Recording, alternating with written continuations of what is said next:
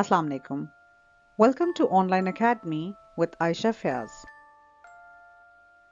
In today's video, we are going to describe a place that is unusual. And like I said, that this is a part of the series of my descriptive writing videos. In this video, you will also see a sample written that has been written completely by me. We'll go through different ideas and hopefully you will be able to come up with brilliant writing towards the end. Like I said before, describing something is painting vivid pictures with words. And again, we shall be using imagery, sensory details, figurative language, strong adjectives and adverbs, and emotive verbs. You need to understand that in order to have a beautiful piece of writing, you need to structure your writing properly too. Just like a house without proper structuring would never look pretty, your writing will not be understandable unless you structure it properly. You also need to use proper punctuation so that it is easier to follow your ideas. After that, think about selecting a specific voice and then plan what you're going to write. You need to understand that in order to create effect and texture, you need to use a variety of sentences. You need to be able to use simple, compound, or complex sentences. You may go for complex compound sentences too. You need to be able to use declarative, interrogative, imperative, and exclamatory sentences. And instead of following the same pattern of the subject, verb, object sentence, I would suggest that you try using different varieties in which you have prepositional phrases in the beginning, or adjectives, or adverbs, or infinitives in order to create a better effect. So the first thing to do is to begin with a hook. And if you don't understand what that is, I would suggest you pick up a good book.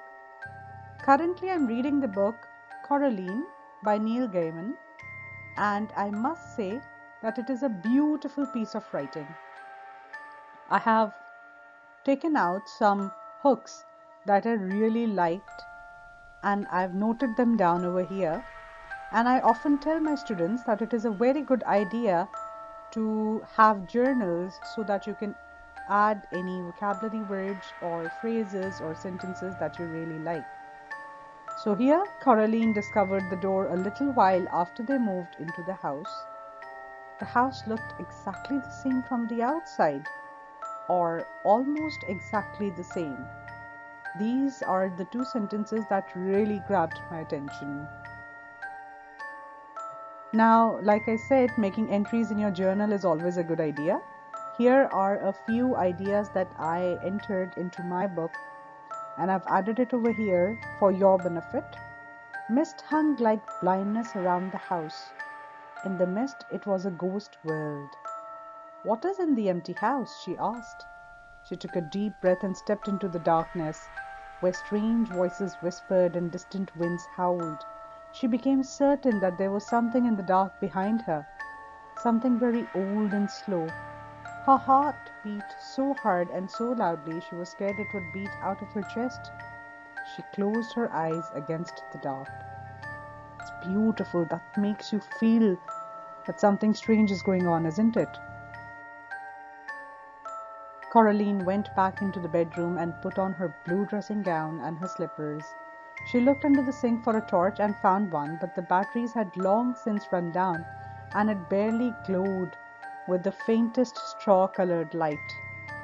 She took her first step down the dark corridor. She could smell dust and damp and mustiness.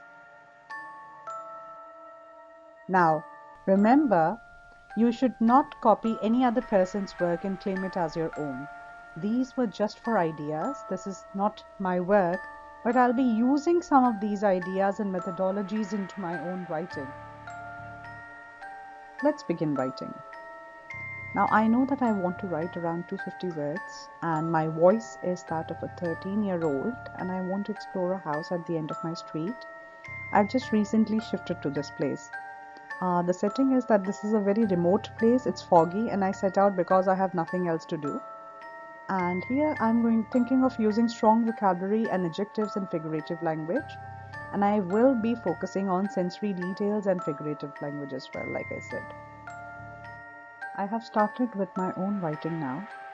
And like I said earlier, that we have to describe an unusual place. 13-year-olds can be as reckless as mad dogs with rabies at times. That's what my mom complains about to all her geeky friends. She should be thankful that I am almost always out of her hair. But adults are never happy no matter what you do. Still, I think she was right on this occasion. It was a madly reckless thing to do. Can you notice how I've tried putting in a variety of sentences along with some similes, adjectives, and adverbs? October 6th, Sunday. It was an ugly grey morning. The mist had settled over everything, and the occasional drizzle wasn't doing anything to alleviate my mood.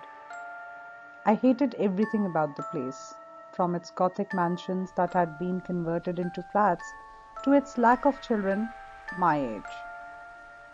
Mom did not think it was strange. I'm bored, Mom. Can I go exploring? I whined. When does school open? She asked without looking up from the work she was doing at a fancy computer. Next week. Fine. Dress up warmly, return by evening. I dressed up in my blue parka even though it wasn't that cold, stuffed my cargo pant pockets with my trusty pocket knife and my army quality flashlight and a packet of gum. I was ready. It was the ratty old mansion at the end of our street that had caught my fancy.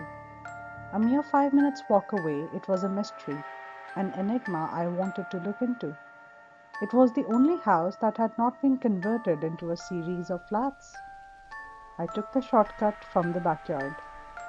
The mist clung to it in great damp clumps, making it appear ghostly in the dull morning light. It had a foreboding aura around it. A squeak startled me out of my reverie, and I noticed a stooped figure emerge from the front door.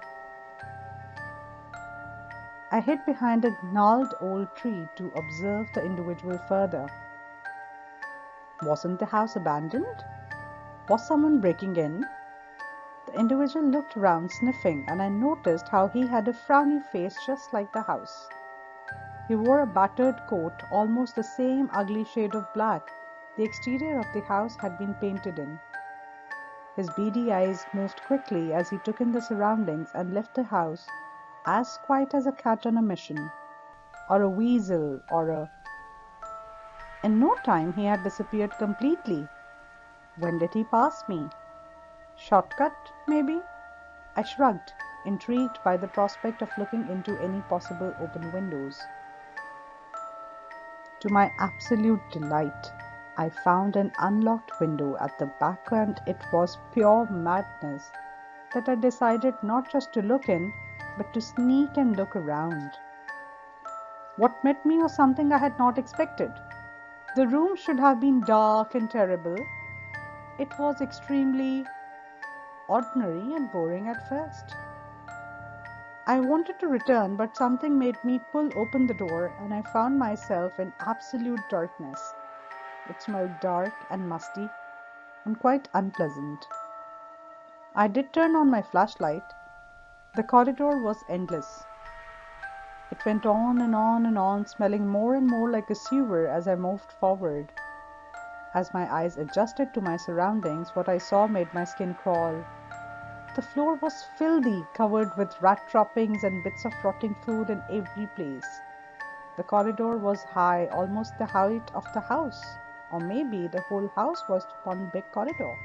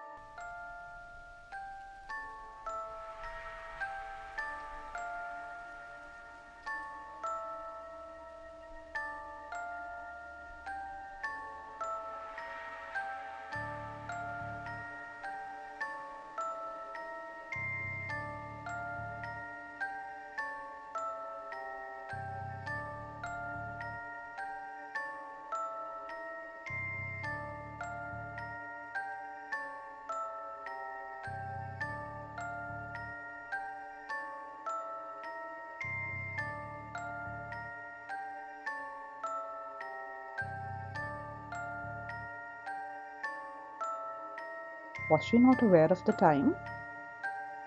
You're late. Dinner's on the table. I went in the house. I went in and I saw. She sighed and turned. You're foolish, but you know that you should never go back. There is a reason there are no kids of your age around, Charlie. They got their eyes on you now. Don't give them a reason to make you a part of the house. Visiting the house is off limits. Confused at her tirade, I decided to leave my dinner for the night and think about what had transpired another day. Now it's your turn. Use the ideas that have been shared to describe an unusual place and share your work to get feedback. Thank you for watching.